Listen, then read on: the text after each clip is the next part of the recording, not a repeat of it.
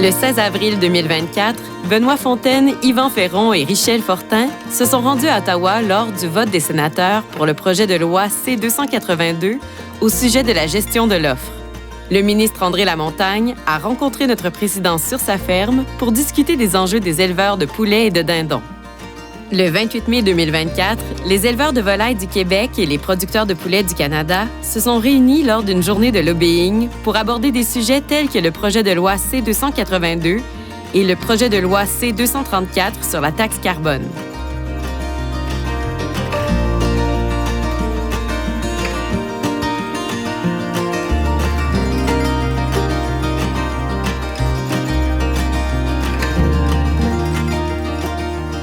Notre président a profité du barbecue annuel de sa députée Pascale Saint-Onge pour la sensibiliser sur la gestion de l'offre et sur l'importance des travailleurs étrangers temporaires. Le 24 août 2024, une centaine d'éleveurs de l'Est du Québec se sont réunis pour un souper à la base plein air de la Chaudière dans le cadre de leur activité sociale.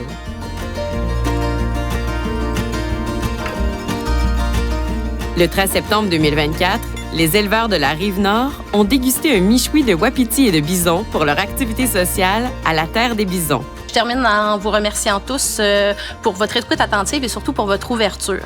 Les EVQ reconnaissent l'importance pour le Québec de se doter d'une loi qui adresse de façon agile les enjeux qui se rattachent à la protection sanitaire des animaux. On espère que nos commentaires vont vous être utiles et on vous offre évidemment notre pleine collaboration pour les étapes à venir. Merci.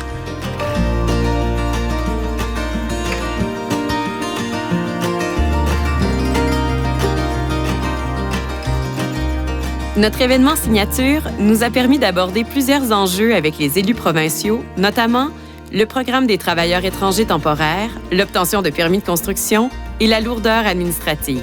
Notre président était présent aux 2 premières séances d'examen du projet de loi C-282. Et C-282 protège dans le futur la gestion de l'offre pour qu'aucun gouvernement à l'avenir puisse laisser des mains étrangères se déposer sur les poignées de notre garde-manger nationale. Merci beaucoup. Bonne journée. L'Action de grâce versus Noël. Est-ce qu'on consomme plus de dinde à l'Action de grâce? À l'Action de grâce, au niveau canadien-anglais, c'est supérieur. Au niveau canadien-français, c'est inférieur. Mais chaque journée, donc Action de grâce et Noël, on parle entre 2,1 et 2,6 millions de têtes. Donc, en tant qu'éleveur de dindons, moi, de l'Action de grâce et du Noël, j'en prendrais un par mois. Le 23 octobre 2024, les éleveurs de volailles du Québec ont annoncé une tendance positive dans la production de poulets. Notre communiqué a été mentionné dans près d'une dizaine de médias et a été consulté près de 1600 fois. Bonjour, M. Fontaine. Merci d'être des nôtres. Bonjour, bon dimanche matin. 25 agriculteurs, a priori, pour certains qui nous regardent à la maison, ça peut paraître pas important, mais ce l'est, là. Écoutez, c'est 25 agriculteurs en positif, donc on parle souvent qu'il manque de gens en région, manque de relève, manque de nouveaux agriculteurs. Ce matin, eh bien, on peut vous annoncer que c'est 25 personnes de plus dans les régions du Québec qui vont bonifier, nous aider et diversifier notre production. Le 30 octobre 2024, notre fédération a publié une publicité sur l'aviculture du futur dans le cahier Volailles de la Terre de chez nous, en plus d'être mise de l'avant dans des articles écrits par les journalistes.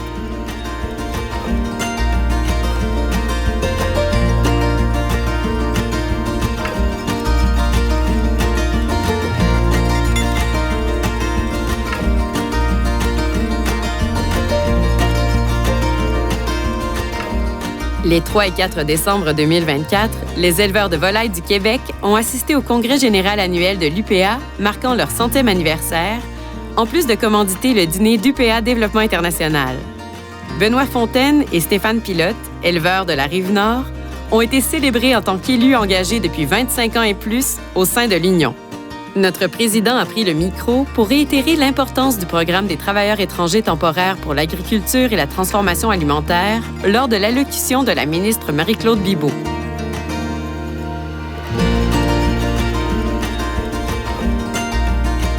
En décembre 2024, les éleveurs de volailles du Québec ont soutenu l'organisme montréalais le Carrefour populaire de Saint-Michel en offrant plus de 6 300 $ en poulet et en dindons.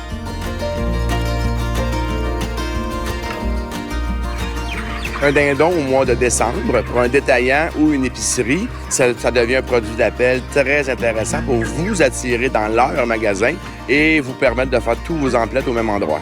Le poulet demeure encore et toujours la protéine préférée des Canadiens et des Canadiennes avec 35,1 kg par année sur un panier de protéines d'environ 80 kg.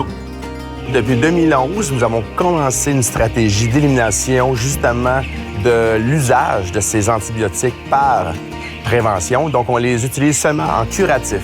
Les poulets élevés au Canada, c'est selon une feuille de route, un cahier de charge strict.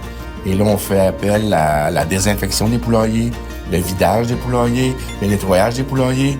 Nos employés sont légaux, bien traités, bien rémunérés.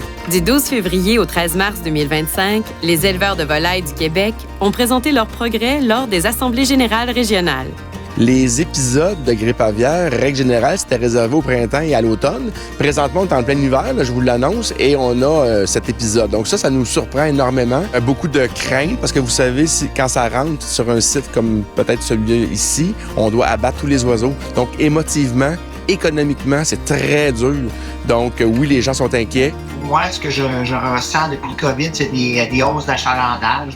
Les gens se sont appropriés beaucoup plus l'achat local, ils sont conscientisés à ce que dans l'assiette, que ça soit fait au Québec, au Canada. Ça, je m'en fais parler énormément. Le 5 mars 2025, Benoît Fontaine et Nick Degraff, délégués de la Nouvelle-Écosse aux producteurs de poulets du Canada, ont partagé un repas avec Cody Bloys, le ministre de l'Agriculture et de l'Agroalimentaire et du Développement économique rural du Canada, élu le 14 mars. Ils en ont profité pour réitérer l'importance de la gestion de l'offre.